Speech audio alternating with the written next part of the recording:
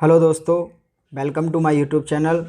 Class 10th विज्ञान science का chapter number first भोजन एवं स्वास्थ्य, इसको हम पढ़ने जा रहे हैं।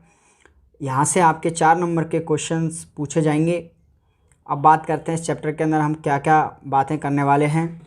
दोस्तों, ये बहुत ही इम्पोर्टेंट चैप्टर है, हमारे जीवन से रिलेटेड है, क्योंकि हमें इस किशोर अवस्था के अंदर, आप सभी क्लास 10th के अंदर किशोर अवस्था के अंदर होते हैं और इस अवस्था के अंदर हमारे शरीर का विकास होता है, हमारी बौद्धिक क्षमता बढ़ती है और शारीरिक क्षमताएं, है ना, शारीरिक विकास भी होता है। तो अच्छे स्वास्थ्य के लिए और हमें किन किन चीज़ों का ध्यान रखना है और कैसा भोजन हमें करना है, भोजन में किन चीज़ों का सम्मिलित होना बहुत ज़रूरी है और किन चीज़ों से हमें दूर रहना है, बस ऐसी ही बातों का हम इस चैप्टर के अंदर डिस्कशन करने वाले हैं, चर्चा करने वाले हैं। क्योंकि देखिए, ये एग्ज़ाम की दृष्टि से तो इम्पोर्टेंट है ही, लेकिन अगर आप अपने जीवन की दृष्टि से देखें और एक अच्छे स्वास्थ्य पाने के लिए और एक अच्छा शरीर पाने के लिए अगर हम बात करें, तो इस चैप्टर में जो भी बातें हम करने वाले हैं वो हमें आना बहुत ज़रूरी है। सही है। तो पहली बात तो यही है कि अच्छे स्वास्थ्य के लिए हमें एक संतुलित भोजन की आवश्यकता होती है। तो हमें पता होना चाहिए कि संतुलित भोजन क्या होता है। ठीक है, तो पहली हेडिंग इस चैप्टर की है आपकी संतुलित भोजन। तो दोस्तों, मेरा कहना यह है कि आप यहाँ से चैप्टर को समझते जाइए, है ना, और इस चैप्टर की डिस्क्रिप्शन में आपको इस चैप्टर का जो पूरा लिखा हुआ है PDF वो आपको मिल जाएगी, वहाँ से लिंक से आप डाउनलोड कर सकते हैं। ठीक है, फिलहाल हम इस पूरे चैप्टर को पढ़ते हैं। तो देखो, संतुलित भोजन क्या होता है। संतुलित भोजन हम पहले भी 6th-7th में पढ़ चुके होते हैं, लेकिन फिर भी एक बार यहाँ पे देखते हैं संतुलित भोजन क्या होता है।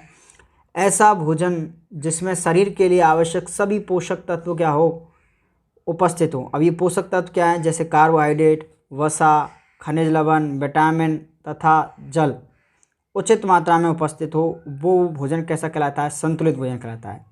यानी कि हमारे शरीर के लिए आवश्यक जो पोषक तत्व हैं वो उचित मात्रा में उपस्थित होने चाहिए, क्योंकि हमारे शरीर के लिए जो पोषक तत्व हैं उनकी एक निश्चित मात्रा चाहिए दोस्तों। ना तो वो कम मात्रा में होने चाहिए और ना ही हमारे वो अधिक मात्रा में होने चाहिए, क्योंकि अगर कम मात्रा में हो जाएंगे तो उनसे संबंधित हमें क्या हो जाएंगी, बीमारियां हो जाएंगी। और अधिक मात्रा में भी अगर हम उनको लेते हैं तो उनके भी हमें कुछ ना कुछ कुप्रभाव देखने को मिलते हैं। सही है, ये तो हो गया संतुलित भोजन। अब बात करें किसकी, कुपोषण की। कुपोषण क्या होता है, देखिए, कुपोषण क्या होता है, देखिए, भोजन में किसी भी पोषक तत्व की कमी या अनुपलब्धता, कमी कह लो चाहे अनुपलब्धता कह लो, भोजन को असंतुलित बना देती है। यानी कि उनकी कमी से भोजन कैसा हो जाता है, आपका असंतुलित हो जाता है। अतः लंबे समय तक जब पोषण में किसी एक या अधिक पोषक तत्व की कमी हो तो उसे कुपोषण कहते हैं। ठीक है ना। अगर मान लीजिए आप भोजन कर रहे हैं पिछले 1 साल से और आपके भोजन में किसी एक पोषक तत्व की कमी रह रही है, तो वो एक तरीके से संतुलित भोजन नहीं है, वो क्या है, आपका कुपोषण है। एक या एक से अधिक अगर पोषक तत्व की लंबे समय तक आपकी कमी रह रही है भोजन के अंदर, तो उसको कुपोषण कहेंगे। और ऐसी स्थिति में दोस्तों, आपका जो शरीर है उस पोषक तत्व की कमी से होने वाले रोग से ग्रसित हो जाएगा। सही है ना। तो 2 चीज़ें तो हमें समझ में आई कि हमारे शरीर को संतुलित भोजन चाहिए एक अच्छे स्वास्थ्य के लिए। और संतुलित भोजन किसे कहते हैं, जिसमें भोजन के साथ जो पोषक तत्व हैं वो उपस्थित होने चाहिए। उसके साथ साथ उपस्थित तो होने चाहिए, लेकिन एक निश्चित मात्रा में होने चाहिए, उचित मात्रा में होने चाहिए। अब हम यहाँ पर कुपोषण पढ़ने वाले हैं। कौन कौन से कुपोषण पढ़ेंगे उनके बारे में देखने वाले हैं। देखो, फर्स्ट है आपका विटामिन कुपोषण। विटामिन कुपोषण मतलब इसके अंदर विटामिन की कमी होगी, और विटामिन की कमी से अपन के अंदर कौन कौन से लक्षण, कौन कौन से रोग हमें दिखाई देखने को मिलते हैं, इनकी कमी से कौन कौन से रोग होते हैं, उनकी बात करेंगे। क्लियर है। पहला जो विटामिन है वो है आपका विटामिन ए। इससे दोस्तों, इसकी कमी से अगर कह सकते हैं अपन, क्या होता है, इसकी कमी से रतौंधी रोग हो जाता है। ये पहले भी हम बचपन में पढ़ते हैं छोटी क्लासों के अंदर। और इस रोग के लक्षण क्या हैं, इस रोग के लक्षण है प्रकाश या रात में दिखाई नहीं देना, मतलब हल्के प्रकाश में और रात में ऐसे लोगों को दिखाई नहीं देता है जिनके अंदर रतौंधी रोग होता है। तो रतौंधी रोग का ये लक्षण है और ये रोग है, किसकी कमी से होता है, विटामिन ए की कमी से। विटामिन है आपकी दूसरी विटामिन बी, जिसका है आपका विटामिन बी का नाम थायमिन रासायनिक नाम है। और इसकी कमी से कौन सा रोग होता है, बेरी बेरी, है ना। इसका लक्षण क्या है, हृदय की धड़कन कम हो जाती है, पेशियाँ और तंत्रिकाएँ क्या हो जाती हैं, कमज़ोर हो जाती हैं। ठीक है, हृदय की धड़कन कम हो जाती है और जो पेशियाँ हैं आपकी और तंत्रिका कोशिकाएँ हैं वो क्या हो जाती हैं, कमज़ोर हो जाती हैं। उसके बाद में है, ये विटामिन B1 थी, थायमिन है ना, और दूसरा है विटामिन के अंदर बी के अंदर 2 राइबोफ्लोविन, और इसका जो रोग है वो है राइबोफ्लोविनोसिस। इसका लक्षण क्या है, जो मुख के किनारे होठ की त्वचा है उसका फटना और स्मृति क्षमता में कमी होना, यानी कि आपकी जो याद करने की क्षमता है वो कम होती जाती है विटामिन B2 की कमी से। ठीक है ना। फिर है आपका विटामिन B3। विटामिन B3 से कौन सा रोग होता है दोस्तों? पहली बात तो इसका रासायनिक नाम क्या है विटामिन B3 का? विटामिन B3 का नाम है नियासिन, है ना। और इसकी कमी से कौन सा रोग हो जाता है अपन को? पेलिग्रा। इसके लक्षण क्या हैं? जीभ व त्वचा पर पपड़ियाँ पड़ना। ठीक है। उसके बाद में आपकी आती है विटामिन C। विटामिन C का जो रासायनिक नाम है या वैज्ञानिक नाम कह सकते हैं अपन, वो है एस्कॉर्बिक अम्ल। और इसकी कमी से कौन सा रोग होता है दोस्तों? स्कर्वी। इससे क्या होता है? मुंह के अंदर मसूड़ों से खून निकलना इसका लक्षण है। और है next vitamin D। Vitamin D का रासायनिक नाम है कैल्सीफेरॉल। क्या है? कैल्सीफेरॉल।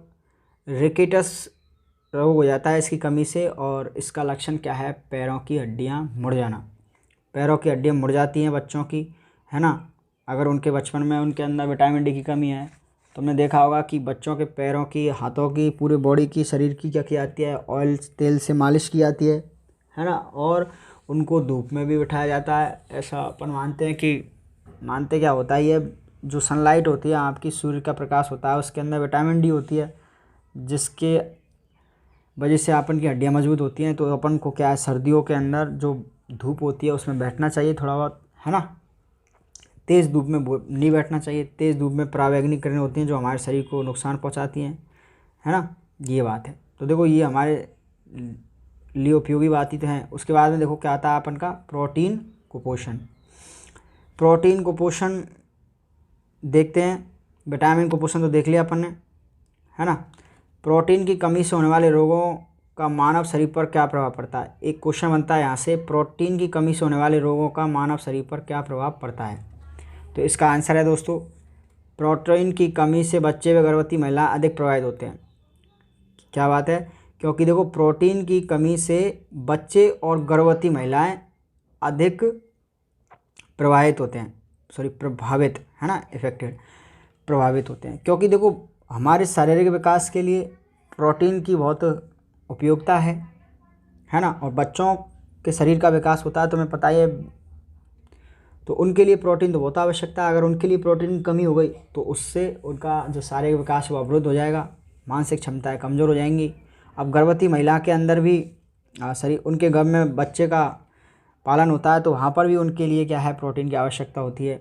उससे जो उनके गर्भ में पल रहे बच्चे का क्या होता है, विकास होता है एक। उसके बाद में देखिए, इसकी कमी से बच्चों का शारीरिक व मानसिक विकास रुक जाता है। इसकी कमी से क्वाशियोरकोर तथा प्रोटीन की कमी से तथा प्रोटीन के साथ साथ अगर ऊर्जा में कमी आ जाती है तो आँखें कांतीन और अंदर धंस जाती हैं। इस स्थिति को मेरस्मस रोग कहते हैं। क्या कहते हैं इसको? मेरस्मस रोग कहते हैं। तो प्रोटीन की कमी से देखो क्या क्या होता है, बच्चों के शारीरिक का विकास और मानसिक विकास रुक जाता है। और इसकी कमी से क्या होता है, क्वाशियोरकोर रोग होता है प्रोटीन की कमी से। और अगर प्रोटीन के साथ साथ ऊर्जा में भी कमी आ जाती है तो आंखें कांतिहीन हो जाती है और अंदर की ओर धंस जाती है। इस स्थिति को क्या कहते हैं, मेरस्मस रोग कहते हैं। क्लियर है दोस्तों। उसके बाद में देखिए यहाँ से क्वेश्चन क्या बन सकता है आपका, क्वेश्चन बन सकता है क्वाशियोरकोर रोग क्या है, इसके लक्षण व रोकथाम के उपाय लिखिए। ठीक है, तो इसको अभी अपन पढ़ के आए हैं। यह बच्चों में प्रोटीन की कमी से होता है और इसके जो लक्षण है वो क्या है, इसके अंदर बच्चे का जो पेट है ना फूल जाता है और भूख कम लगती है। ठीक है ना, भूख क्या लगती है, कम लगती है। स्वाद चिड़चिड़ा हो जाता है।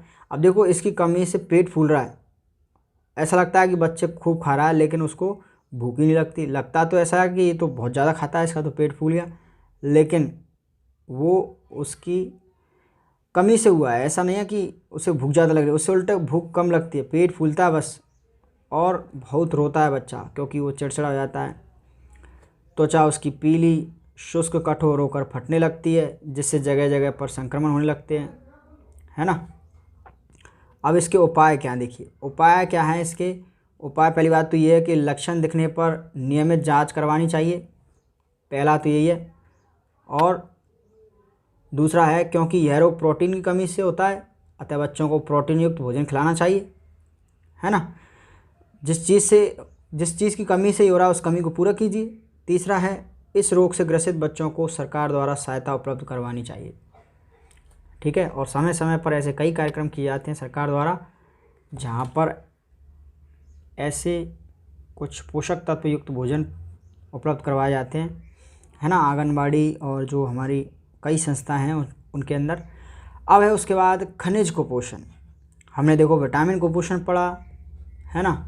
हमने पढ़ा आपका प्रोटीन कुपोषण, उसके बाद में है खनिज कुपोषण। खनिज भी हमारे शरीर के संचालन के लिए महत्वपूर्ण योगदान देते हैं दोस्तों, ठीक है ना। और पहला है अगर बात करें सोडियम और पोटेशियम की, तो देखिए ये किस किस के अंदर मिलते हैं, इसके स्रोत क्या हैं। सोडियम पोटेशियम के स्रोत हैं सामान्य नमक। सोडियम के अंदर अपन जानते हैं कि नमक के अंदर NaCl होता है, NaCl को ही तो अपन सोडियम वो बोलते हैं, नमक, साधारण नमक। मछली के अंदर, मांस, अंडे व दूध के अंदर भी क्या मिलते हैं आपके, सोडियम मिलते हैं। पोटेशियम लगभग सभी खाद्य पदार्थों में पोटेशियम मिलता है। अब इनके कार्य क्या है हमारे शरीर के अंदर वो देखते हैं, ये इंपॉर्टेंट है।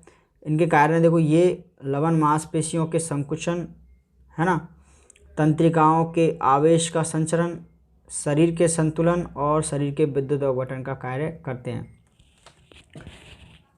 अपन की जो मांसपेशियां संकुचित होती हैं और तंत्रिका कोशिकाओं के अंदर जो आवेश का संचरण होता है, ये सब किनके वजह से होता है, सोडियम और पोटेशियम के वजह से। अब देखिए अगर आपके शरीर में इनकी कमी हो जाएगी तो ये जो काम कर रहे हैं ये अच्छे से नहीं कर पाएंगे, है ना। तो पहली बात तो ये इनके स्रोत अपन को याद रहना चाहिए। अगर हमारे शरीर में इनकी कमी होती है तो ये इन चीज़ों से अपन को मिलते हैं प्राकृतिक रूप से, है ना, अगर इनका हम भोजन में सेवन करते हैं तो। उसके अलावा अगर देखें कैल्शियम की, नेक्स्ट कैल्शियम आपने सुना होगा। कैल्शियम के स्रोत क्या हैं दोस्तों, दूध, पनीर, दही, मछली और ये दालों के अंदर भी क्या होता है, कैल्शियम होता है। हरी सब्जियों के अंदर, अंडों के अंदर, है ना। कार्य क्या है इसका, विटामिन डी के साथ हड्डियों एवं दांतों को मजबूती प्रदान करते हैं, कौन, कैल्शियम। तो अगर अपन की हड्डियां, मसल्स और बोन्स अपन को मजबूत करनी है तो उसके लिए अपन को कैल्शियम युक्त भोजन लेना पड़ेगा। और कैल्शियम युक्त भोजन आपके देखो सबसे बड़े स्रोत है दूध, पनीर, दही, ये सभी क्या है, शाकाहारी भोजन के अंदर सम्मिलित हैं। दाल भी अपन खा सकते हैं, हरी सब्जियाँ, और मछली और अंडे आपके मांसाहारी भोजन में हो गए। तो आपको देखो बच्चों के लिए दूध क्यों पिलाया जाता है, इसीलिए पिलाया जाता है कि दूध के अंदर कैल्शियम होता है और उनकी हड्डियाँ मजबूत बने, बच्चे अपन के कमज़ोर नहीं रहे, सही है ना। फिर अगला है फॉस्फोरस। फॉस्फोरस भी एक इम्पोर्टेंट है हमारे शरीर के लिए खनिज लवण। स्रोत क्या है इसके, मांस, मछली, दूध, अंडे, पनीर, हरी सब्जियां, अनाज, यकृत तथा वृक्क आदि में। यकृत और वृक्क, जैसे जो लोग मांसाहारी होते हैं, जो मतलब जीवों को खाते हैं, उनकी यकृत और वृक्क, उनके अंदर फॉस्फोरस होता है ना। कार्य क्या है इनके, देखिए कैल्शियम के साथ मिलकर हड्डियों एवं दांतों को मजबूत प्रदान करते हैं। फॉस्फोरस और कैल्शियम के यौगिक से ही हमारे बने होते हैं कौन, हड्डियाँ और दांत। क्लियर है, आगे आप पढ़ोगे जब अच्छे से समझोगे इन चीज़ों को। तो फिलहाल अपन इनका इंपॉर्टेंस देख रहे हैं, लौह तत्व यानी कि आयरन।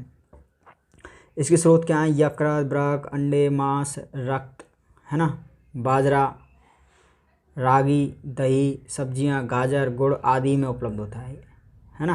हमारे रक्त के अंदर लौह होता है जिसके वजह से उसका क्या होता है, लाल रंग होता है ना, ये बात ध्यान रखना। अब देखिए आगे इसके कार्य क्या है। इसका लोहे तत्व का रुधिर में हीमोग्लोबिन का निर्माण तथा ऊतकों में ऑक्सीजन का परिवहन करता है ना। दूसरे है अपन का नेक्स्ट आयोडीन। आयोडीन दोस्तों कहाँ पर उपलब्ध होता है अपन के, इसके स्रोत क्या है, समुद्री मछली, नमक, जामुन, प्याज, हरे पत्ते वाली सब्जियां आदि के अंदर आयोडीन होता है।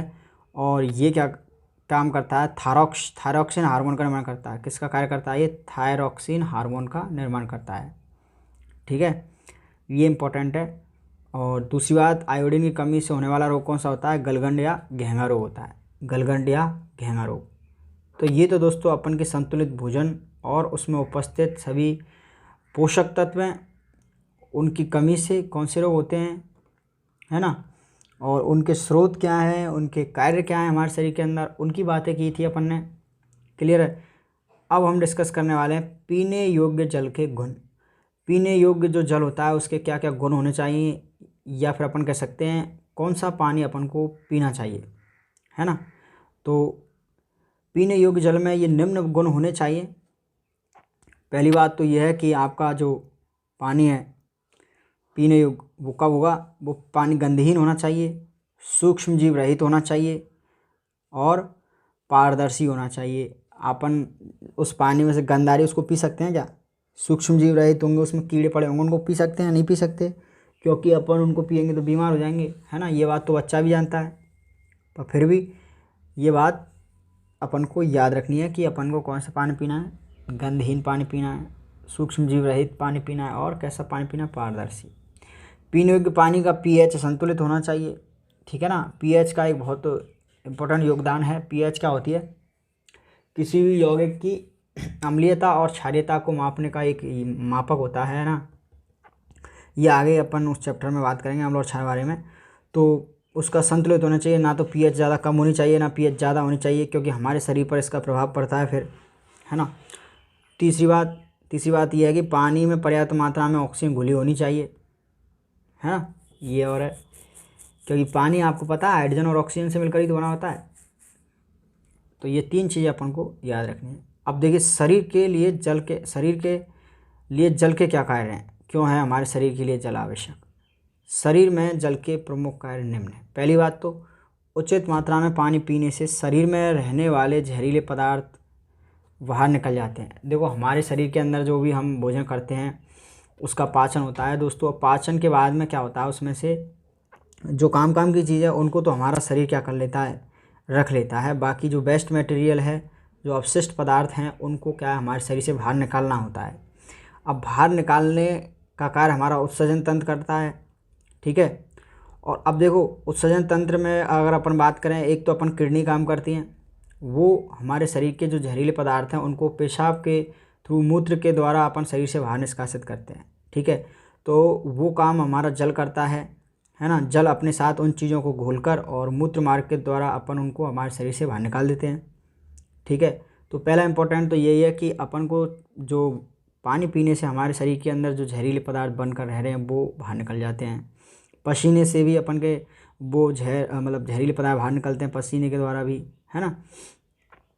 अब देखिए दूसरा, शरीर में चुस्ती और ऊर्जा बनाए रखता है। दोस्तों जब आपने देखा हो कभी कभी जब हमें नींद आ रही होती है, खाना खाने के बाद में या कोई काम करने के बाद में अपन ऐसे ही बैठे होते हैं, तो उस टाइम लोग बोलते हैं कि ले पानी पी ले, पानी से मुंह धो के आ जा, पानी पी के आ। तो उस टाइम अपन ने देखा होगा कि उससे हमारा शरीर क्या रहता है, चुस्त हो जाता है और ऊर्जा युक्त हो जाता है। दूसरा पॉइंट है, प्रचुर मात्रा में पानी पीने से अनावश्यक चर्बी जमा नहीं होती है हमारे शरीर के अंदर, है ना। पानी पीता रहना चाहिए दोस्तों। पानी नहीं पियोगे तो अपन को और कई परेशानी हो सकती हैं, हमारे किडनी में पत्थर, स्टोन वगैरह यानी पथरी बनने की समस्या हो रह जाती है आजकल तो, है ना। तो पानी अपन को पीना चाहिए, अगर प्यास नहीं लग रही तो भी पीना चाहिए, और ऐसा भी नहीं कि सारे दिन पानी पीने लग रहे हो। पानी भी लिमिट का ही पीना चाहिए और ना कम ना ज़्यादा, सही है। देखिए चौथा पॉइंट क्या है, चौथा जो मैंने अभी बताया था, पथरी होने का खतरा, सर्दी जुकाम आदि रोगों की संभावना कम रहती है पानी पीने से, रोग प्रतिरोधक क्षमता बढ़ जाती है। अब आपकी अगर रोग प्रतिरोधक क्षमता अच्छी है तो छोटी मोटी सर्दी जुकाम खांसी इसकी संभावना कम रहती है। अब देखिए दूषित जल के हमारे शरीर पर क्या दुष्प्रभाव है। दूषित जल आपने पी लिया तो अब जो अपन ने पीने योग्य जल के वो देखे थे पॉइंट, अगर वो उनके अंदर नहीं है वो चीज़ तो वो दूषित ही हो गया। मतलब अगर गंध आ रही है आपके पानी से, आपका पानी सूक्ष्म जीव सहित है ना, आपके पानी पारदर्शी नहीं है, उसमें कुछ पड़ा हुआ है, तो वो दूषित जल हो गया ना। तो कह रहे हैं कि दूषित जल के अपन के शरीर पर क्या दुष्प्रभाव है। दूषित जल के सेवन से हमारे शरीर के अंदर कई प्रकार की बीमारियां हो सकती हैं, हम कई प्रकार की बीमारियों की चपेट में आ सकते हैं। गंदे पानी में रहने वाले सूक्ष्म जीव जैसे विषाणु, जीवाणु, कृमि आदि पानी के साथ हमारे शरीर में प्रवेश कर जाएंगे और हमें कई बीमारियों जैसे हैजा, पेचिस आदि रोग फैला देंगे। सही बात है कि नहीं? तो ये है, गंदे पानी से वायरस संक्रमण भी हो सकता है, जिससे कई बीमारियां जैसे हेपेटाइटिस, फ्लू, कोलेरा, टाइफाइड आदि बीमारियां हो सकती हैं। ठीक है कि नहीं? अब है यहाँ पर एक रोग है बाला नारू रोग। बाला नारू रोग के रोगजनक का नाम हमसे पूछा जाता है यहाँ से, है ना? तो वो है इसका आंसर ड्रैकनकुलस मेडिनोसिस। 1 नंबर में पूछा जाता है दोस्तों, बाला नारू रोग के रोगजनक का नाम बताइए। क्या है? ड्रैकनकुलस मेडिनोसिस। अब देखिए चैप्टर के अंदर एक नेक्स्ट जो टॉपिक है अगर अपन बात करें उसकी, वो है मोटापा, ओबेसिटी, है ना? इसके बारे में पढ़ना है अपन को, क्योंकि देखो आजकल ये देखा जा रहा है कि किशोरिया जो हैं वो इस तरह की उनकी जीवन शैली हो गई है और इस तरह का उनका खान पीन हो गया कि एक मोटापा एक बहुत बड़ी समस्या बनकर उभर रही है आजकल के बच्चों के अंदर, है ना? जो वयस्क हैं और जो जवान लोग हैं 30 ईयर से ऊपर के, 30 वर्ष से ऊपर के, उनमें तो ये पहले देखा जाता था, लेकिन आजकल बच्चों के अंदर भी ये समस्या देखने को मिल रही है। इसलिए आपके साइंस के अंदर पहला ही चैप्टर ये रखा गया है कि मोटापा से आप कैसे बचें, मोटापा होता क्या है, इससे हमारे शरीर को क्या नुकसान है कि नहीं? इसलिए ये चैप्टर रखा गया है। इस चैप्टर के अंदर ये बात रखी गई है। तो देखिए, जब शारीरिक वसा शरीर पर इस सीमा तक एकत्रित हो जाती है कि वह स्वास्थ्य पर हानिकारक प्रभाव डालने लग जाए, ऐसी स्थिति को मोटापा कहते हैं। देखिए, मोटापा एक तरीके से है क्या, हमारे शरीर के अंदर जो एक्स्ट्रा चर्बी है ना, वो अगर जमा हो जाएगी धीरे धीरे तो हमारा जो चमड़ी है वो मोटी हो जाती है, यानी कि वहाँ पर वसा एकत्रित हो जाएगी, है ना? और वो क्या है, एक अनावश्यक चीज़ है एक तरीके से, हमारा शरीर उसको कोई काम में नहीं ले पाता है, जिससे फिर हमें कई बीमारियां हो जाती हैं, है ना? और हम उससे दिखने में भी अच्छे नहीं लगते, ये भी उसका प्रभाव है। अब देखिए अगली चीज़, एक इम्पोर्टेंट चीज़ है बीएमआई, और बीएमआई से क्वेश्चन पूछा जाता है। बीएमआई देखिए क्या है, body mass index. Body mass index क्या होता है? शरीर भार सूचकांक, इसकी फुल फॉर्म है शरीर भार सूचकांक। शरीर भार सूचकांक वह सूचकांक है जिसकी सहायता से किसी व्यक्ति को कम वजन, सामान्य वजन और अधिक वजन, जो अधिक वजन मोटापा से पूर्व की स्थिति, वह मोटापा को परिभाषित किया जा सकता है। देखो अब इस बात को ध्यान से समझना, इसमें 3 कैटेगरी हो गई कि जो बीएमआई है आपका, बॉडी मास इंडेक्स, शरीर भार सूचकांक, इसके मान से ये क्या ना सूचकांक है, इससे अपन मान निकालेंगे। इसके मान से अपन किसी भी व्यक्ति को 3-4 कैटेगरी में डिवाइड कर सकते हैं कि इसके अंदर कम वजन है, इसके अंदर सामान्य वजन है, इसके अंदर अधिक वजन है और ये मोटापा है, ये मोटा आदमी है। तो अपन को सामान्य वजन रखना है, तो कम वजन वाले को तो वजन बढ़ाना है, अधिक वजन वाले को कम करना है और मोटापा वाले को तो बहुत ही कम करना पड़ेगा भैया। अब हर शरीर की बीएमआई हम कैलकुलेट कर सकते हैं, आप भी अपनी कैलकुलेट कर सकते हो।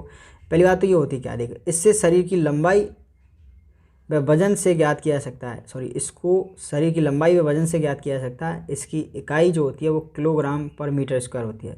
कहने का मतलब ये है कि आपकी लंबाई और अगर आपको वजन पता है तो आप अपना बीएमआई निकाल सकते हो, ठीक है?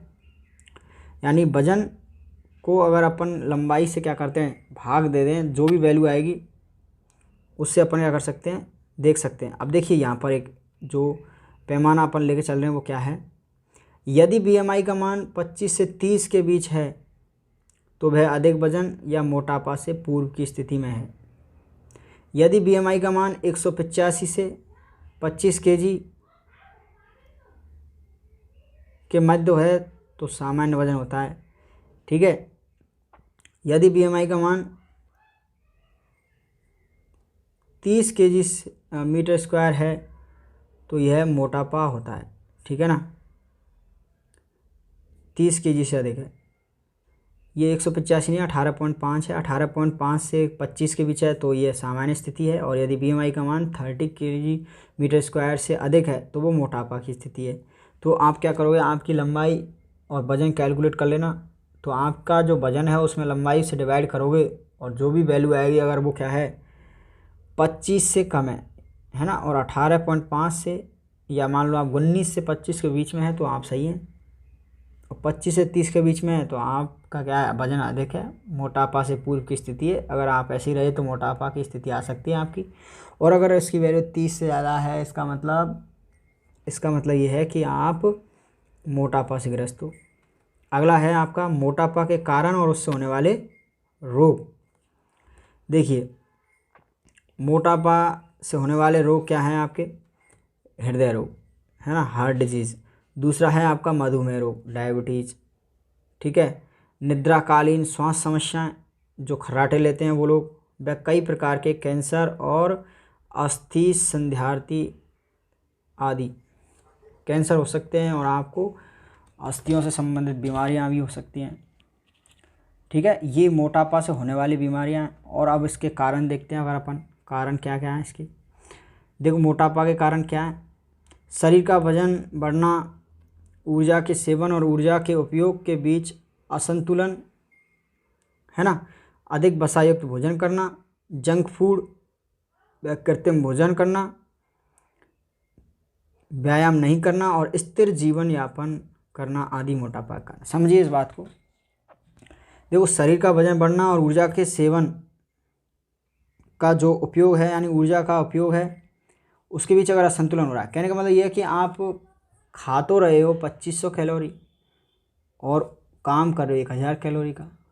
आपको चाहिए तो कितनी 1000 कैलोरी, और आप ले रहे हो डबल उससे, तो आपके पास वो एक्स्ट्रा हो जाएगी कि नहीं हो जाएगी। रोज़ की रोज़ आप 1000 कैलोरी को रखते जा रहे हो, तो वो फिर क्या है एक्स्ट्रा चर्बी के रूप में युक्त हो जाएगी आपके शरीर में संचित।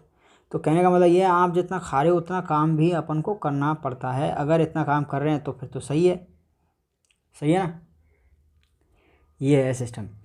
अगर आप जंक फूड कर रहे हो, अधिक वसायुक्त भोजन कर रहे हो, तेलीय पदार्थ युक्त भोजन कर रहे हो है ना, और व्यायाम नहीं कर रहे हो, और आप बिल्कुल भी चहल पहल नहीं करते हो, कोई काम ऐसा नहीं करते हो जिसमें अपन के शरीर को कष्ट पहुँचे, स्थिर जीवन यापन कर रहे हो, यानी एक ही जगह पर पड़े रहते हो है ना, ऐसे काम करते हो जहाँ पर एक ही जगह बैठना है, तो ऐसी स्थिति में आपका मोटापा से ग्रस्त है ना, कोई बड़ी बात नहीं है।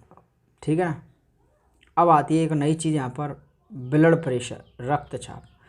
ब्लड प्रेशर, रक्तचाप, रक्त वाहिनियों में बहते रक्त द्वारा वाहिनियों की दीवारों पर डाले गए दबाव को रक्तचाप कहते हैं। दोस्तों, अपन को पता है कि हमारा जो रक्त है वो वाहिनियों में बहता है कि नहीं, धमनियों में और शिराओं के अंदर। तो जब रक्त बह रहा है तो रक्त के द्वारा एक दाब लगाया जाता है उन वाहिनियों की दीवारों पर, उसे अपन क्या कहते हैं, रक्तचाप, यानी कि ब्लड प्रेशर कहते हैं। अब धमनियाँ वह नलिकाएं होती हैं जिनके द्वारा रक्त हृदय से शरीर के सभी ऊतकों और अंगों तक पहुंचता है। ये अपन सेकंड चैप्टर में पढ़ लेंगे अच्छे से। धमनियाँ क्या होती हैं, वो नलियाँ होती हैं जिनके द्वारा अपन के हृदय से जो रक्त है वो शरीर के सभी अंगों तक पहुंचता है। अब देखिए, इस ब्लड प्रेशर को किससे नाप सकते हैं अपन, किसी व्यक्ति के रक्तचाप को सिस्टोलिक, डायस्टोलिक रक्तचाप के रूप में अभिव्यक्त किया जाता है ना। दो वैल्यू होती हैं, सिस्टोलिक और एक डायस्टोलिक। तो अगर आपसे क्वेश्चन पूछ लिया जाए किसी सामान्य मनुष्य का रक्तचाप कितना होता है, तो होना तो इतना चाहिए 120/80 है ना, ये सिस्टोलिक है और ये डायस्टोलिक है। इतना एक सामान्य मनुष्य का रक्तचाप होना चाहिए। अगर इससे ज़्यादा है तो वो क्या है, आपका उच्च रक्तचाप है ना, हाई बीपी अपन कहते हैं ना, बीपी हाई हो गया। और अगर इससे कम है तो लो बीपी लो हो जाएगा उसका। ठीक है, तो दो हाई हो जाना भी दिक्कत है और लो हो जाना भी दिक्कत है। क्लियर है बात, इतना होना चाहिए नॉर्मली। तो अब बात करते हैं कि रक्तचाप नापने वाले यंत्र को क्या कहते हैं, उसको बोलते हैं रक्तचाप मापी या स्फाइग्नोमैनोमीटर। ठीक है दोस्तों, रक्तचाप मापने वाले यंत्र का नाम क्या होता है, रक्तचाप मापी या स्फाइग्नोमैनोमीटर है ना। आपने देखा होगा डॉक्टर के पास जब जाते हैं तो अपन के हाथ में एक वो क्या है, बैंड सा बांध देते हैं, और एक जो उनके हाथ में जो हवा भरने का होता है नली के अंदर, वैसे पुश करते हैं और उसके अंदर देखते हैं तो जो उनका एक डब्बा सा होता है उसकी नली के अंदर आपने देखा होगा एक लिक्विड सा ऊपर की और नीचे की ओर खिसकता रहता है, मतलब उस यंत्र को क्या बोलते हैं अपन, स्पाइगनोमैनोमीटर पूछते हैं।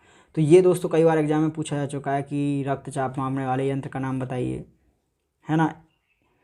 और एक इम्पोर्टेंट चीज़ और ये हो रहा है 1733 के अंदर, है ना, 1733 के अंदर स्टीफन हेल्स ने पहली बार घोड़ों में रक्तचाप मापा था, है कि नहीं। अब देखिए दो चीज़, निम्न रक्तचाप और उच्च रक्तचाप देखेंगे अपन। निम्न रक्तचाप क्या है, जब धमनियों में रक्तदाब सामान्य दाब से कम हो जाता है तो इसे निम्न रक्तचाप कहते हैं, है ना। इससे क्या होता है, इससे मस्तिष्क व गुर्दों में ऑक्सीजन उचित मात्रा में नहीं पहुंच पाती, है ना, जिससे यह अंग सामान्य रूप से काम नहीं कर पाते हैं। तो हमारे हृदय का अगर रक्त उसमें नहीं पहुंचेगी उचित मात्रा में ऑक्सीजन तो शुद्ध खून नहीं होगा आपका, है ना, फिर हमारे शरीर को ऊर्जा नहीं मिलेगी तो अपन एक जगह पर पड़े रहेंगे। मस्तिष्क का अगर मस्तिष्क को प्योर ऑक्सीजन नहीं पहुंची है, शुद्ध ऑक्सीजन नहीं पहुंच रही है तो फिर हमारा मस्तिष्क ही काम नहीं करेगा, क्योंकि मस्तिष्क का तो भोजन ही शुद्ध ऑक्सीजन होती है। क्लियर है ना। तो कुल मिला के मामला ख़राब हो जाएगा अपन का अगर रक्तचाप निम्न हो गया तो, है ना। दूसरी बात उच्च रक्तचाप, ये भाई साहब भी बहुत खतरनाक होते हैं, ये भी नहीं होना चाहिए। जब धमनियों में रक्त का दाब उच्च हो जाता है, सामान्य दाब से अधिक हो जाता है तो उसे उच्च रक्तचाप कहते हैं। तो सिंपल सी कहानी है यार दोस्तों, अगर आपका रक्तचाप है, पहली बात तो ये समझ लिया अपन ने ब्लड प्रेशर क्या होता है। अगर सामान्य दाब से ज़्यादा है तो उसे उच्च रक्तचाप कहेंगे, और सामान्य दाब से कम है तो उसे निम्न रक्तचाप कहेंगे। अब सामान्य की वैल्यू क्या होती है, सामान्य की वैल्यू कितनी होती है, ये देखिए अपन ने 120/80, है कि नहीं। अब देखिए इसमें कारण क्या है इसके उच्च रक्तचाप होने के। पहली बात तो यह है कि उच्च रक्तचाप निम्न कारणों से होता है। पहली बात तो चिंता, जब भी अपन कोई चीज़ की चिंता करने लगते हैं, सोचने लगते हैं, है ना, टेंशन करते हैं तो उससे बीपी हाई हो जाता है, आपने देखा होगा, है ना। क्रोध करने से, ईर्ष्या आदि से उच्च रक्तचाप की संभावना बढ़ जाती है, इसलिए अच्छा सोचें, गुस्सा कम करें और टेंशन नहीं लेने का बिल्कुल ही। दूसरी बात, आवश्यकता से अधिक भोजन कई बार करने से, अगर आप भोजन ज़्यादा कर रहे हो तो आपका ब्लड प्रेशर ज़्यादा हो जाएगा, सही है ना। भोजन इतना ही करना चाहिए जितना ज़रूरत है। अधिक तेलिया युक्त भोजन करने से, जो ज़्यादा ऑयली भोजन करते हैं उनको ब्लड प्रेशर की दिक्कत ज़्यादा रहती है, क्योंकि उनका मोटापा बढ़ जाता है। मोटापा बढ़ जाएगा तो फिर ब्लड प्रेशर भी बढ़ जाएगा, क्योंकि दोस्तों जो हमारी रक्त वाहिनियाँ हैं ना, उनके अंदर क्या है, उनकी जो जगह है धीरे धीरे वहाँ पर कोलेस्ट्रॉल जम जाएगा। अब उनकी दीवारों पर कोलेस्ट्रॉल जम जाएगा तो उनकी जो अंदर की जगह है वो कम हो जाएगी, तो प्रेशर एकदम से बढ़ जाएगा कि नहीं। आपने देखा होगा अगर अपन पानी को एक तो एक सकड़ी नली से निकालें और एक चौड़ी नली से निकालें पाइप से, प्रेशर आपको पता है कि आपकी सकड़ी नली में ज़्यादा हुआ। क्लियर है ना इस बात। ऐसा ही उसमें होता है कुछ। धूम्रपान और मदिरा सेवन करने से भी ब्लड प्रेशर बढ़ता है, और व्यायाम नहीं करने से भी बढ़ता है। तो अपन को ये काम नहीं करने हैं, सही है ना। देखो चिंता नहीं करनी है किसी चीज़ की, चिंता करनी केवल पढ़ाई की, और पढ़ाई करो कोई टेंशन ही नहीं है। क्रोध अपन को करना नहीं है, ईर्ष्या किसी से करनी नहीं है ना। और आवश्यकता से ज़्यादा भोजन नहीं करना है अपन को, तेल युक्त भोजन ज़्यादा नहीं करना है, ऐसे तो करना है थोड़ा बहुत, है ना, रोज़ नहीं करना है। धूम्रपान और सेवन मदिरापान तो बिल्कुल ही नहीं करने कभी ज़िंदगी में। व्यायाम रोज़ करना है। तो दोस्तों अब इम्पोर्टेंट चीज़ है कि इस के निदान के उपाय क्या हैं, है ना। जो हमने उच्च रक्तचाप पढ़ा है, इससे निदान के उपाय क्या हैं।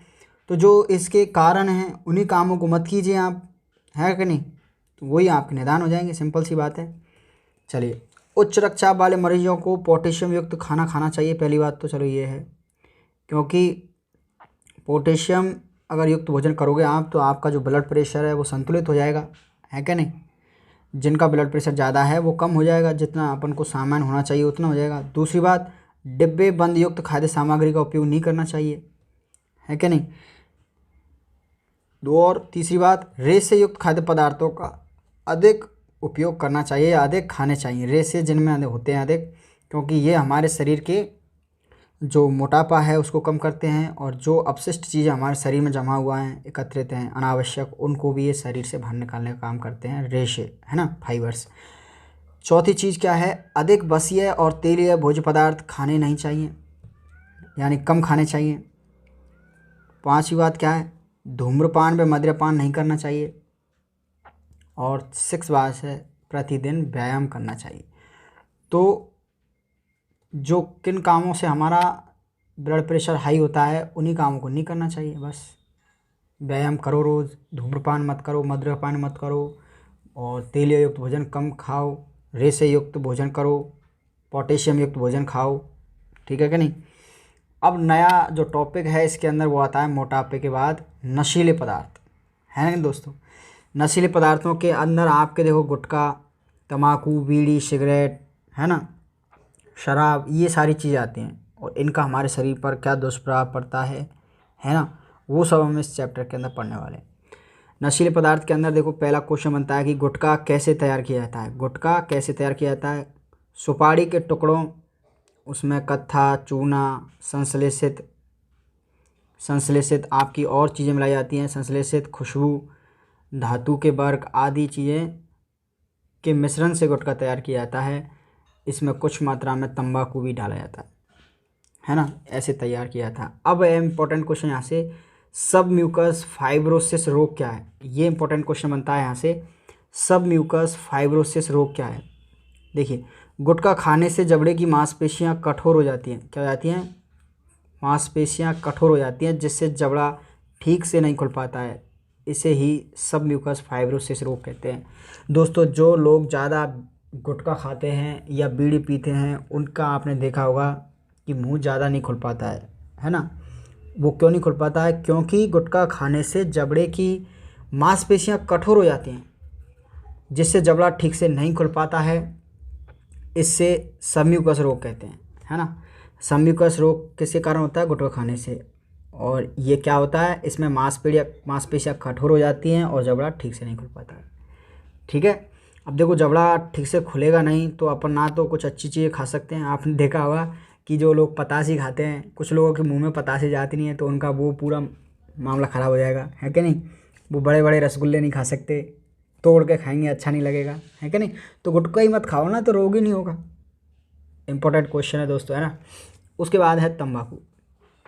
तंबाकू के पादप का वैज्ञानिक नाम बताइए। जिस पादप से तंबाकू बनाया जाता है उसका पादप का नाम क्या है वैज्ञानिक? निकोटियाना टोबेकम, है ना, निकोटिना टोबेकम। क्वेश्चन आता है यहाँ से इंपॉर्टेंट 1 नंबर का। तंबाकू में कौन सा एल्केलॉइड या हानिकारक तत्व पाया जाता है? निकोटीन। जो जिसके वजह से तंबाकू एक नशीला पदार्थ होता है उनको क्या बोलते हैं? एल्केलॉइड्स बोलते हैं दोस्तों, है ना। कोई भी पदार्थ किन की वजह से नशीला होता है उनको बोलते हैं एल्कोलाइड। तो तंबाकू में ऐसा कौन सा पदार्थ है या कौन सा एल्कोलाइड तत्व है जिसकी वजह से ये नशीला पदार्थ है? वो क्या है आपका? निकोटिन। क्लियर है? अच्छा, अब है तंबाकू से होने वाली हानियाँ। देखिए क्या क्या बहुत बढ़िया बढ़िया हानियाँ हैं इसकी। तंबाकू से होने वाली हानियाँ। तंबाकू से निरंतर सेवन से मुंह, जीभ, गले, फेफड़े के कैंसर होने की संभावना रहती है। आपने देखा है आजकल जितने भी तंबाकू से युक्त नशीले पदार्थ हैं, चाहे गुटखा हो, चाहे आपके तंबाकू वाली पाउच आते हैं वो हो, या सिगरेट हो, सिगरेट बीड़ी के अंदर जो मिश्रण भरा जाता है वो भी तंबाकू ही है। तो आपने उन पैकेट के ऊपर देखा होगा तंबाकू से कैंसर होता है, तंबाकू जानलेवा है, और ऐसे कैंसर का फोटो भी दिया जाता है, फिर भी लोग उसका उपयोग कर रहे हैं, है कि नहीं। क्योंकि ये कुछ ऐसी चीज़ें हैं जो एक बार अगर किसी को इसकी आदत लग जाती है तो उसको छोड़ना बहुत बड़ी मुश्किल वाली बात है। तो दोस्तों, आपको इन चीज़ों से दूर रहना है। क्योंकि देखो, इन चैप्टर के अंदर इन चीज़ों को पढ़ाने का उद्देश्य मात्र यही तो है कि आपको इनके दुष्प्रभाव पता होंगे। अगर आपको दुष्प्रभाव पता नहीं होते तो आप क्या करते? इन चीज़ों की ओर आकर्षित होते, है कि नहीं। और आकर्षित होते तो उनका सेवन करने लग जाते। जब आपको पता चलता है कि ये तो बहुत दुष्प्रभावी चीज़ें हैं तो आप उनको छोड़ नहीं पाते। इसलिए आपको पहला चैप्टर के अंदर यही पढ़ा जा रहा है कि आप क्या करो, इन चीज़ों के दुष्प्रभाव को जान लो तो आप इनसे दूर रहोगे। क्लियर है कि नहीं? ये है बात। तो उद्देश्य मात्र इतना है कि पढ़कर नंबर लाना ही उद्देश्य नहीं है, इन चीज़ों को अपन को दैनिक जीवन में भी उपयोग में लेना है। तंबाकू में उपस्थित निकोटिन धमनियों की दीवारों पर मोटी कर देते हैं, जिससे रक्तचाप बढ़ जाता है। इससे भी ब्लड प्रेशर होता है आपका, है कि नहीं। और तीसरी बात भैया, गर्भवती महिलाओं द्वारा तंबाकू सेवन करने से भ्रूण का विकास ढंग से नहीं हो पाता। जिस महिलाओं ने अपने गर्भ के दौरान अगर तंबाकू को सेवन किया है तो उनके बच्चे क्या रह जाते हैं? अविकसित रह जाते हैं, और उनका फिर शारीरिक विकास कम होता है। दूसरी बात, सिगरेट के धुएं में कार्बन मोनोऑक्साइड गैस होती है, ठीक है, जो लाल रुधिर कणिकाओं को नष्ट कर देती है। अब बताओ, तुम्हारा लाल रुधिर कणिकाएं नष्ट हो रही हैं तो कहाँ से ब्लड बनेगा तुम्हारे अंदर? ब्लड की कमी हो जाएगी कि नहीं? क्लियर है? चलिए अब देखिए अगला क्वेश्चन क्या बनता है, मदिरा में कौन सा नशीला पदार्थ पाया जाता है, एल्कोहल, एथिल एल्कोहल, इसका फॉर्मूला क्या होता है C2H5OH। मदिरा में कौन सा नशीला पदार्थ पाया जाता है, एथिल एल्कोहल। मदिरा के दुष्प्रभाव और देख लो साथ के साथ, ये बहुत इंपॉर्टेंट चीज़ है, और मतलब मदिरा इंपॉर्टेंट नहीं है, इनके दुष्प्रभाव बहुत इंपॉर्टेंट है दोस्तों। आजकल मदिरा का सेवन बहुत ही कॉमन हो गया है और ये हमारे लिए बहुत ही अच्छी बात नहीं है कि हमारे समाज के अंदर मदिरा का सेवन कम करने की जगह लगातार बढ़ता जा रहा है। आप देखिए इससे क्या क्या दुष्प्रभाव हैं। पहली बात तो देखिए दोस्तों, मदिरा के सेवन से अल्कोहल रक्त के साथ यकृत में पहुंचता है, यकृत एसिटाल्डिहाइड में बदल देता है ना, और जो कि हमारे शरीर के एसिटाल्डिहाइड है ये ना, ये गलत लिख रहा है यहाँ पर, एसिटाल्डिहाइड में बदल देता है, जो कि हमारे शरीर के लिए बहुत नुकसानदायक होता है। ठीक है। दूसरी बात, अल्कोहल के प्रभाव से व्यक्ति का शरीर पर नियंत्रण कमज़ोर हो जाता है, जिससे दुर्घटना की संभावना बढ़ जाती है। मान लीजिए मान किसी व्यक्ति ने अगर अल्कोहल का सेवन कर रखा है, तो तुम्हें पता ही है कि अल्कोहल का सेवन करने वाले व्यक्ति का अपने शरीर पर नियंत्रण नहीं रहता है, उसके सोचने समझने की क्षमता भी पहले जैसी नहीं रहती है जब तक वो उस नशे में रहता है तब तक। तो वो कुछ भी बोल सकते हैं, कुछ भी काम कर सकते हैं कि नहीं। तो ऐसे केस में उनकी दुर्घटना की संभावना बढ़ जाती है। देखो आपने जितने भी कार एक्सीडेंट देखेंगे, कई केसों में वो ज़्यादातर आपने देखा होगा कि वो जो ड्राइवर्स लोग होते हैं उन्होंने ड्रिंक कर रखी होती है, उनके वजह से वो दुर्घटना आती है कि नहीं। अल्कोहल से सेवन से स्मरण क्षमता में कमी आती है। जो लोग ज़्यादा अल्कोहल का सेवन करते हैं उनकी स्मरण क्षमता कम हो जाती है कि नहीं। दूसरी बात, अल्कोहल सेवन से बसिया यकृत रोग हो जाते हैं। अल्कोहल का सेवन करने वाले व्यक्ति की आर्थिक स्थिति कमज़ोर हो जाती है तथा सामाजिक सम्मान भी घट जाता है। तो दोस्तों ऐसी चीज़ जो हमारे शरीर को नुकसान पहुंचा रही है, हमारी आर्थिक स्थिति को कमज़ोर कर रही है और हमारी सामाजिक प्रतिष्ठा को भी कम कर रही है, तो वो तो बहुत ही दुष्प्रभावी चीज़ हो गई। क्लियर है कि नहीं। अगला है यहाँ पर नशीला पदार्थ अफीम। देखो अपने गुटखा पढ़ा, उसके बाद तंबाकू पढ़ा, उसके बाद मदिरा पढ़ा, अब पढ़ रहे हैं अफीम। अफीम मदिरा से भी खतरनाक नशीला पदार्थ है। ये किस पादप से प्राप्त की जाती है, उसका जो वैज्ञानिक नाम है वो है पेपेवर सोमनिफेरम। अफीम जिस पादप से प्राप्त की जाती है उस पादप का वैज्ञानिक नाम क्या है, पेपेवर सोमनिफेरम। अगला है अफीम के दूध में कौन से एल्कलॉइड्स पाए जाते हैं। ये क्वेश्चन भी कई बार पूछा गया है। इसमें लगभग 30 प्रकार के एल्कलॉइड्स पाए जाते हैं, जिसके अंदर आपका है मॉर्फिन, निकोटिन, कोडीन, सोमनिफेरम, और ये क्या है आपका पेपेविटन प्रमुख है। ये तो मुझे ही समझ में नहीं आ रहा, कोई बात नहीं। मॉर्फिन, निकोटीन, कोडीन, ओमनिफेरम, ये सब क्या हैं आपके एल्कलॉइड्स हैं। एल्कलॉइड्स उनको बोलते हैं जो नशीले पदार्थ होते हैं। ठीक है क्या नहीं दोस्तों। तो ये बात हो गई आपके अफीम की। अब देखिए इसके बाद में क्या है, ग्रामीण क्षेत्रों में एक क्वेश्चन बनता है यहाँ से। पहले क्या था कि ग्रामीण क्षेत्रों में माताएं अपने बच्चों को सुलाने के लिए क्या खिलाती थी, अफीम खिला देती थी उनको। एक बार जो अफीम का यूज रहता है वो कई घंटों के लिए निश्चिंत होकर सो जाता है दोस्तों, है कि नहीं। तो इसलिए इसका उपयोग किस लिए किया जाता था, अफीम के लिए, और सुलाने के लिए किया जाता था। और ये दर्द निवारक दवाओं के लिए काम में, एक तरीके से दर्द निवारक दवाइयों के लिए उपयोग में इसका शुरुआत किया गया था शुरू में, लेकिन लोग अब इसको मनोरंजन के तौर पर आजकल उपयोग में लेने लग गए हैं। ठीक है। मदिरा का जो सेवन करना शुरुआत की गई थी वो भी इसी वजह से की गई थी कि जो व्यक्ति थक हार जाता है या जिसको कोई परेशानी होती है, दर्द वगैरह होता है, शारीरिक दर्द होता है, तो उसके लिए इनका थोड़ा सा मात्रा दी जाती थी ताकि ये क्या है उस दर्द से थोड़ा उनको राहत मिल सके। लेकिन जब लोगों को पता चला कि ये तो एक ऐसी चीज़, तो बाद में इसको कॉमन बना दिया गया था। पहले कुछ सैनिक लोग ही इसका सेवन करते थे, लेकिन आजकल जो कुछ नहीं कर रहा है वो उल्टा ज़्यादा पी रहा है कि नहीं।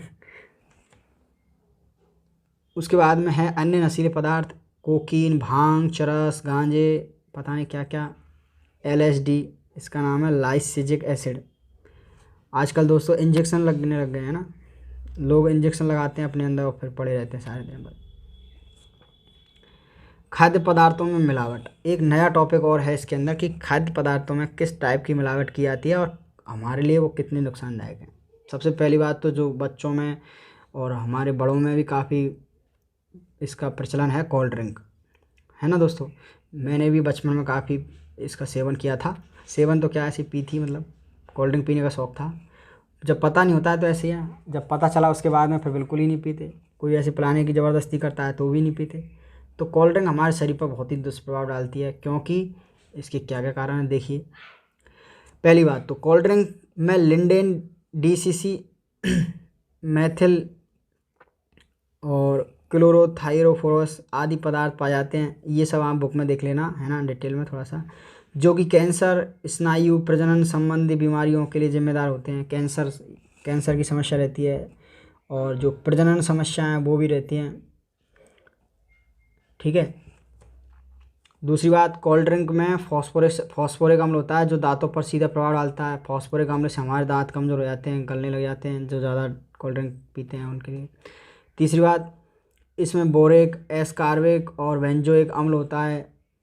ये अति अम्लता प्रदान करते हैं, और अति अम्लता प्रदान करते हैं तो हमारे शरीर में एसिडिटी हो जाती है, जिससे हमारा भोजन अच्छे से पच नहीं पाता है और फिर हम जो भोजन किया है उसका काम ही नहीं कर पाते, जिससे ऊर्जा नहीं मिलेगी ढंग से अपन को। चौथा पॉइंट है, इससे हड्डियों का विकास अवरुद्ध हो जाता है, हड्डियाँ कमज़ोर हो जाती हैं हमारी। देखिए इसमें 0.4 ppm शीशा डाला जाता है जो लीवर, गुर्दा, मस्तिष्क के लिए घातक होता है। अगर अपन कोल्ड ड्रिंक के अंदर अगर जो लोहे की कील डाल दें कुछ दिनों के लिए तो वही पिघल जाती है, तो फिर हमारे शरीर में जब इसको डालेंगे अपन तो हमारे जितने भी अंग हैं वो तो बहुत ही सेंसिटिव हैं, है कि नहीं, बहुत ही मुलायम होते हैं और बहुत ही वैसे होते हैं। जब उसने कील को ही गला दिया तो दोस्तों फिर अपन के अंगों का क्या होगा, सोचो, है कि नहीं। तो इसका सेवन कम ही करना चाहिए। इसमें मिली कैफीन से अनिद्रा और सिर दर्द की समस्या होती है। तो कुल मिला के बात यह है कि हमें कोल्ड ड्रिंक का ज़्यादा उपयोग नहीं करना है ना, कभी कभी पी सकते हैं थोड़ी थोड़ी। चलिए अब है इसके बाद कुछ खाद्य पदार्थ देखेंगे अपन, और उसमें देखेंगे कुछ मिलावट, है ना, क्या क्या मिलावटें की जाती हैं आजकल। जैसे देखिए दूध के अंदर कौन सी मिलावट की जाती है, दूध के अंदर यूरिया और डिटर्जेंट मिला दिया जाता है कि नहीं। और उसके बाद में है आपका सोडा मिला दिया जाता है। सरसों के अंदर देखिए सत्तनाशी जो एक दाल सी होती है उसके बीज मिला दिए जाते हैं। सरसों के तेल में पाम ऑयल मिला दिया जाता है। देसी घी में वनस्पति घी मिला दिया जाता है, डालडा। मिर्ची के पाउडर में लाल ईंट का चूरा मिला दिया जाता है, अपन को पता ही नहीं चलता। काली मिर्ची के अंदर पपीते के बीज मिला दिए जाते हैं। बेसन के अंदर मक्के का आटा मिला दिया जाता है ना, सूजी मिला दी जाती है। फल और सब्जियों के अंदर रासायनिक पदार्थों के इंजेक्शन, तो इन सब को खाद्य पदार्थों में मिलावट के रूप में उपयोग किया रहा। अब देखिए हमारे शरीर के लिए दोस्तों ये सभी पदार्थ क्या होते हैं, नुकसानदायक होते हैं। बताओ अपन मिर्ची खा रहे हैं उसके साथ में ईंट का चूरा भी खा रहे हैं, तो हमारे शरीर के लिए नुकसानदायक होगी कि नहीं होगी। और जितने भी आजकल सब्जियां हैं, फल फ्रूट है हमारे, वो सब रासायनिक केमिकल्सों से, रासायनिक पदार्थों के द्वारा पैदा किए जा रहे हैं, तो वो भी हमारे शरीर को कमज़ोर बना रहे हैं, है क्या नहीं। तो इस चैप्टर में हमने हमारे दैनिक जीवन में कुछ जो सामान्य बातें हैं, किन किन चीज़ों का हमारे शरीर के विकास में अवरुद्ध होता है, किन किन चीज़ों का हमें सेवन नहीं करना चाहिए और किन किन चीज़ों का हमें सेवन करना चाहिए और किन किन चीज़ों का अपन को ध्यान रखना चाहिए, तो वो सारी चीज़ें हमने चैप्टर में पढ़ी हैं, ठीक है ना दोस्तों। तो चैप्टर नंबर 1 था हमारी साइंस का, क्लास 10th का, जो कि 4 नंबर का था, वो अपन की तरफ से कंप्लीट होता है। यहाँ से आपने एक बार इसको ना समझ लिया है ना। ये जो भी वीडियो बनी है 1 घंटे की या जितनी भी देर की बनी है, आपको इसको बस ऐसे ही समझना है, कोई लिखना नहीं है, ऐसे ही पढ़ना है बस ओनली। उसके बाद में आपके लिए PDF मिलेगी इसके लिए डिस्क्रिप्शन में, वहाँ से आप PDF को डाउनलोड करोगे और PDF को आप अपने नोट्स मतलब लिख सकते हो उसको, चाहे तो उसका प्रिंट निकलवा सकते हो, और बस इसको पढ़ते रहना, आपको ये चीज़ें याद हो जाएंगी और एग्ज़ाम में आप करके आओगे। क्लियर है। ऐसे ही हम और भी चैप्टर करने वाले हैं दोस्तों। अगर आपने चैनल को सब्सक्राइब नहीं किया तो कीजिए बिल्कुल। और मैंने इसमें आपको पढ़ा रखा है, चैप्टर नंबर 8 पढ़ा रखा है, चैप्टर नंबर 5 पढ़ा रखा है, और भी सारे चैप्टर अपन कंप्लीट करने वाले हैं। Okay, thank you.